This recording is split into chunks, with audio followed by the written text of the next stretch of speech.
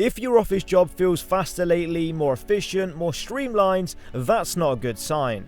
It feels good on the surface, but it hides a dangerous shift. Because AI is absolutely making office work faster, and at the same time, it's making it less safe, less forgiving, less protected, and most people don't realize this until the pressure suddenly turns into job insecurity. In the next few minutes, I'm going to explain why speed is the wrong thing to feel uncomfortable about right now, and how AI quietly removes the safety nets office jobs used to have, and the one mindset shift that stops speed from turning into replaceability. Make sure you stay to the end because I will show you how to tell whether AI is helping you or quietly making your role easier to remove. Here's the key idea you need to understand straight away. Speed used to protect office workers. Being able to get things done quickly meant you were valuable. It meant you were experienced. It meant you were reliable. But AI changes that completely. Because when speed comes from tools instead of humans, speed stops being a skill and it becomes the new baseline. And when speed is the baseline, it no longer protects anyone. This is the part most people miss. AI doesn't just help you do your job faster, it changes what fast enough means. Suddenly, the thing that used to take a day takes an hour, the thing that used to take an hour takes 10 minutes, and once that happens, expectations don't stay where they were, they jump. What felt impressive 6 months ago now feels slow, and that's when safety starts disappearing. Because office job safety has always depended on slack. Slack in timelines, slack in expectations, slack in outputs. Slack is what allowed people to learn, to recover from mistakes, to be human. AI removes slack, and when slack disappears, offices get tighter, leaner, and much less forgiving. This is why AI doesn't need to replace people to make jobs unsafe. It just needs to remove the buffer. Here's how this actually plays out. AI tools get introduced to help with writing, organizing, analyzing, and coordinating.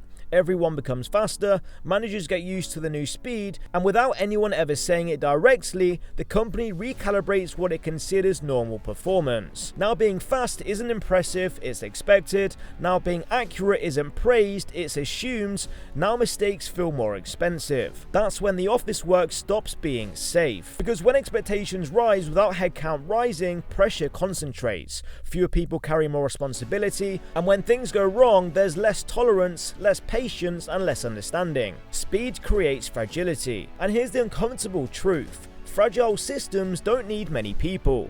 That's why AI makes office workers faster but not safer. It creates an environment where everything looks smooth until something breaks. And when something breaks, leadership looks for ways to reduce risk, and reducing risk often means reducing people. This is also why AI-driven offices feel strangely tensed even when productivity is high. People are messy but uneasy, output is strong but security feels weaker. Because everyone senses that the system doesn't need as much human involvement as it used to. Now here's the psychological trap that makes this worse.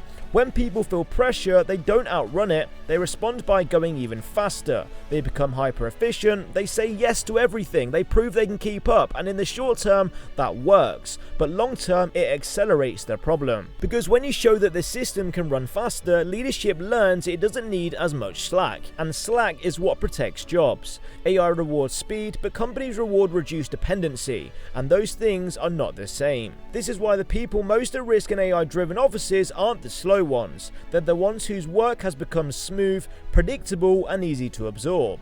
When AI speeds everything up, the company doesn't ask who's working hardest, it asks who's still necessary. That's when speedruns turns into exposure.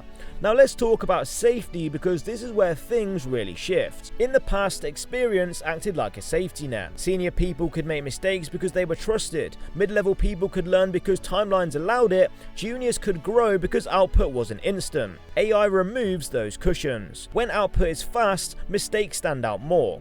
When decisions are quick, errors feel more costly, and then everything is visible and the tolerance drops. So office jobs become faster but psychologically harsher. And that's dangerous, because fear-driven workplaces don't innovate, they optimize, they cut, they consolidate. Here's the moment AI makes office jobs truly unsafe. When speed becomes the main metric of value. Once speed dominates, judgment gets undervalued, context gets ignored, caution looks like weakness, and roles that exist to slow things down for good reasons, checking risk, asking questions, pushing back, start to look less efficient. Those roles won't disappear immediately, they just get deprioritized. And once that happens, safety evaporates. So what actually keeps you safe in a faster office?